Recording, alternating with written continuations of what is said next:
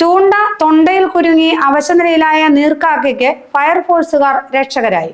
കോതമംഗലം കുരൂർത്തോട്ടിൽ നിന്നും കരക്കെടുത്ത നീർക്കാക്കയെ ചികിത്സയ്ക്കായി മൂവാറ്റുപുഴ മൃഗാശുപത്രിയിൽ എത്തിച്ച ശേഷമാണ് ഫയർഫോഴ്സുകാർ മടങ്ങിയത്.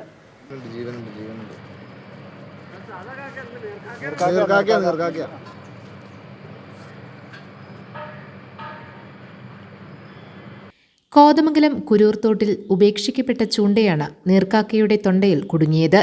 അവശനിലയിലായ നീർക്കാക്കയെക്കുറിച്ചുള്ള വിവരം നാട്ടുകാരാണ് ഫയർഫോഴ്സിനെ അറിയിച്ചത്. സേനാംഗം തോട്ടിൽ നീന്തിയാണ് നീർക്കാക്കയെ കരയിലെത്തിച്ചത്.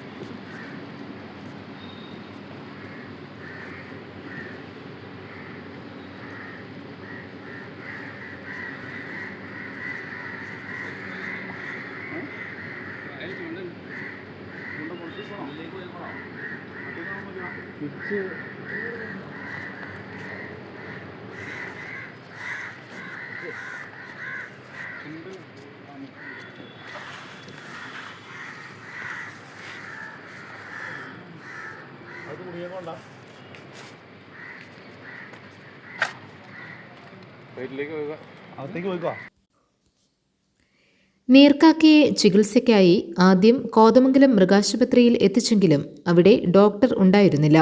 പിന്നീട് മൂവാറ്റുപുഴ മൃഗാശുപത്രിയിൽ എത്തിച്ചെങ്കിലും ഫലമുണ്ടായില്ല.